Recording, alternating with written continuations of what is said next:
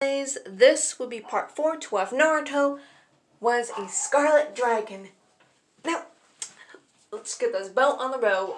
Catherine's POV. The creature stuck to the shadows. I circled it too. I kept eye contact with the creature. In the books that I learned about Earth, keep eye contact with with any creatures and never look away. That's when they attack.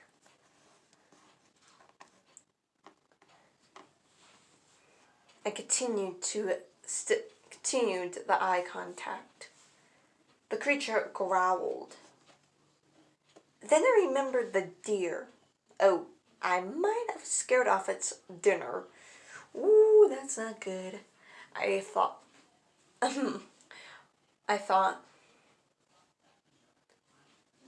I can tell the creature is getting impatient by how it walked.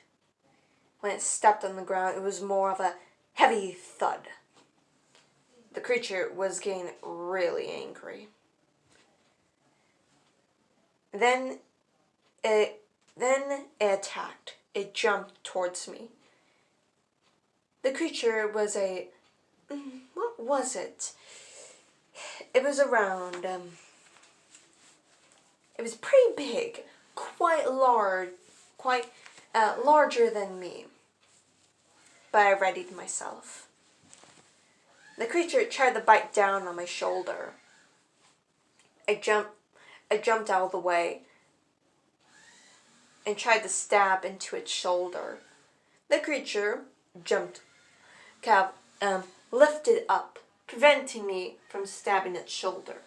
But let me have a clear exit, clear view of its stomach. The stomach was a creamy color. It was quite. The scales on it was how do you say? I tried to stab my katana into its stomach, but the tail whacked my katana away. And also, the tail knocked me away, sending me at least 20 feet away. I was able to land on my feet. Oh, you little skillet. You overgrown lizard, I thought. Then I looked at the creature more closely. The creature was quite beautiful. Red and black scales, crystal blue eyes. But something caught my eye. It was a chain, a collar. My eyesight was pretty good, and I can see that the collar had spikes, and the spikes were stabbing into the creature's neck. No wonder the creature is angry. I would too if I had that on my neck. A chain flowed down its neck. Okay, it escaped from somewhere or someone. The creature lunged towards me. I jumped to the right and got a clear view of a spear. A spear was lodged in. Sure, I can't say the word. Sorry guys, I had to pause. Anyway, back onto the video. The spear was again it happens, lodged into the hip. Oh Lord. Now I can really tell why the creature's angry. First, its meal is gone. Next, a chain, or a collar with spears on it, or no, not spears, spikes on it,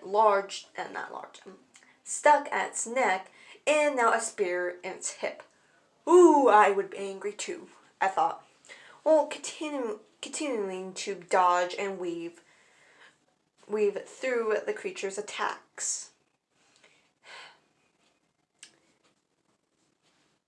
I finally end up where the spear was. Maybe this could help. I grabbed the spear and pulled it out. The creature yet let out a yelp and a roar of pain. Its tail went between its legs, well, it dashed back into the shadows. Ooh, not good. I thought, well, stabbing the spear into the ground. The spear itself was quite beautiful, and it had a silver dragon carved into it. There was a little note on it, or writing on the handle. The spear to slay dragons, the spear to end the dark hearts of a dragon. Okay, interesting, I thought. Next problem, trying to defeat the creature. I thought, well, still feeling its aura around me. I can tell it's circling. No longer it's thudding against the ground like before. No, I barely can hear its paws hitting the ground.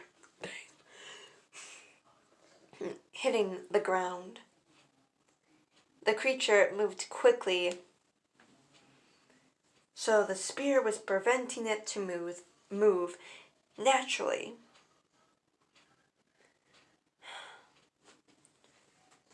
The said creature pops out from the forest, looking at me, confused and angry. I walk forward. The creature still growled, then growled and lunged for me.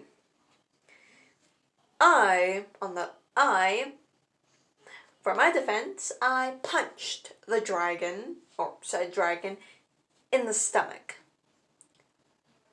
Oh! The dragon made while falling to the ground. Somehow, the dragon was able to whimper.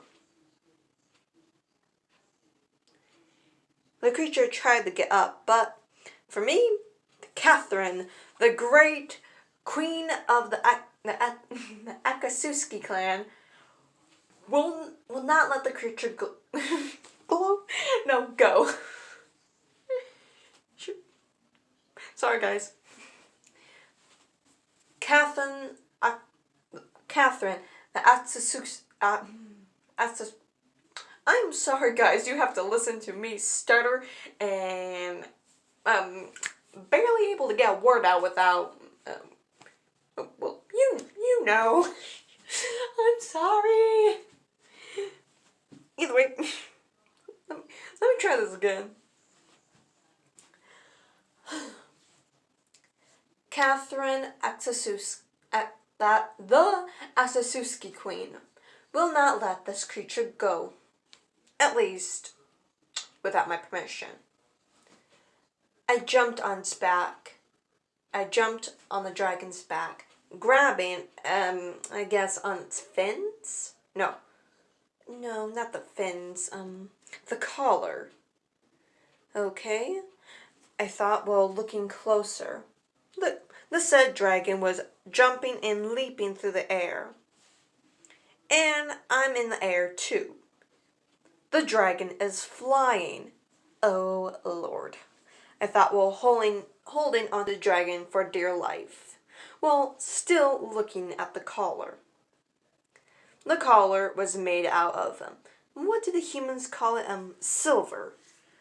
And, I really don't know what the collar is made out of, but my katana, oh shoot, I don't have my katana, I thought. Oh, I have it. I thought, while making hand signs. Fire torch. I yelled out while laying out a stream of fire. The fire was very small, but it could cut through a lot of metal. But it took some time. I continued to blow out a stream of fire. The said dragon started to spin through the air. God, I'm trying to help you, I thought, while blowing harder onto the collar. Finally, the collar fell off. And after the collar was gone, deep holes were left into the skin, but bubbling red energy flowed over the wound, and the said wound started to heal at a rapid speed. And like the holes were never there, there were no marks, nothing, not even a scar. Then the said dragon decided to do a dive bomb to the ground. What should I do? What should I do? I got it. I thought, well, jumping off the dragon and kicking it in the ribs, sending it to the ground. When I landed in the clearing, the dragon was there, whimpering. Something in my heart felt bad. I made my way towards the dragon. The dragon tried to growl, but the dragon seemed tired, worn out.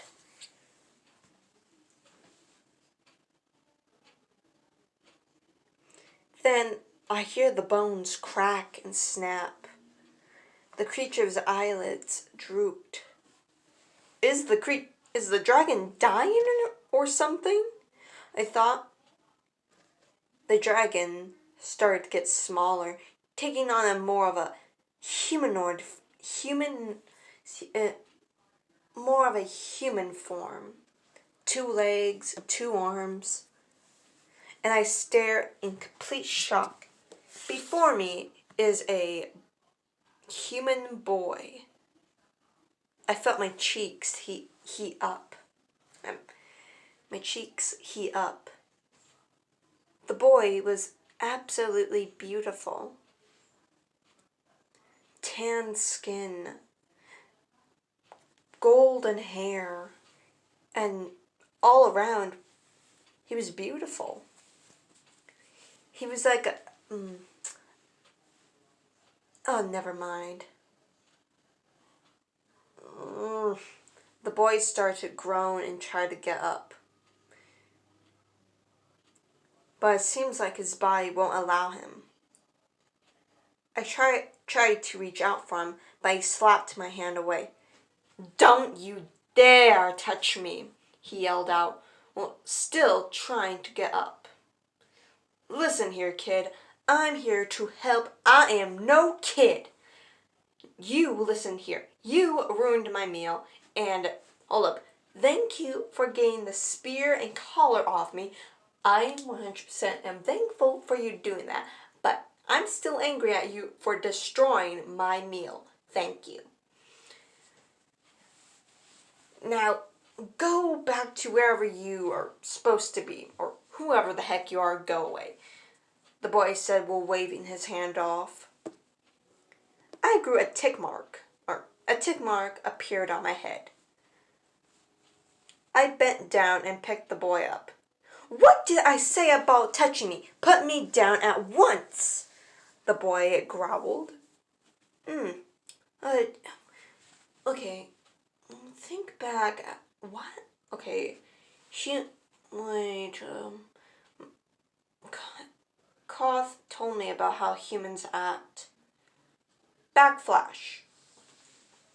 Catherine, you said a couple of years ago you wanted to, go to Earth. Yeah, I can't believe you remember that. Well, I do. And Catherine, you remember what we said about Earth? It was very limited. Earth is more of a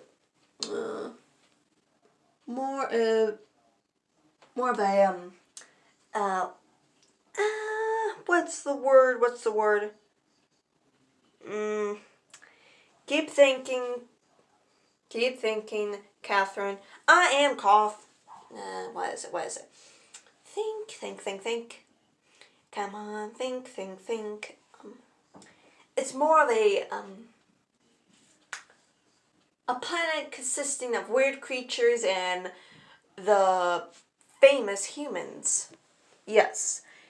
And I'm going to tell you quite a little bit about them. Really? Yes, and this is all I know about them. So, if you're wondering if there's any more, sadly, I don't have the info. Okay, tell me, I said while leaning down on my bed. Now, there are two genders in the human race, males and females, like us. But the girls are more, actually, we are quite similar to them in many different standards, but like us, the women, like you and women, they are, some are very, life and caring. Others are, I don't know how to explain it, but you and the girls are, they are, you're very similar. But the difference is they have quite a bit of color. Explain. You see our hair. Ours are white. Theirs comes in many different colors. From black, brown, blonde, blue, and many different colors. Okay, and their skin also is many different colors, or actually consisting of three, for me. Pale skin like us, but more color. They would say we look like a sheet of paper. A sheet of paper? What is that?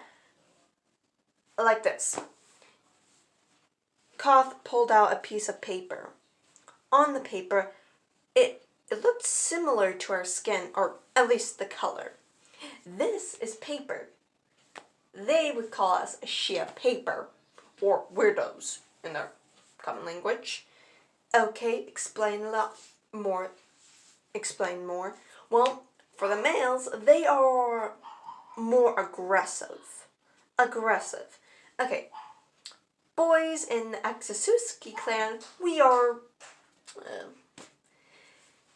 you're bigger and stronger. Kind of, yes. But humans are more, they're more, okay, when you have just one human, they're weak. They're really, really weak. But when you put an entire nation or a planet full of humans together, they could work extremely well and possibly be able to conquer a few planets if they could. But either way from that, okay. Shoot. Back onto the males. They are more reckless, they are more, you can say a little more dangerous than the females. But it all comes down to what the people are. Each human, they're different. There are different brain patterns and all of that. And they're, you understand, yes. And their planet, they have things called plants and water. We have things they call plants and water. We drink water. And fruit, they would call it. Okay. Either way, just to let you know, if you ever go there and you find a boy or man, and they're the same thing, but a boy is, not mature. The man is mature and, fully developed. Okay. If you meet any of them, they could be aggressive towards you, meaning throwing you out, or be attracted to you. Like, you know what I mean. Either way, be careful, because humans are like snakes. Snakes? It's a phrase, a phrase they use. A snake is a slippery creature that can, what it means for them is a slippery user. They use and take whatever they want and hurt people in the process, and they don't care. They are yeah, but humans, and how I'm using the phrase is as slippery snakes, as they are slippery, they're smart, and they're creative, and they rely on their strength and brain power. Some don't. Some just go head in. No. Go in. I understand. Now, backflash end. Okay, this is a boy by the Things. And this will be the ending of part 4. I love you guys, and adios.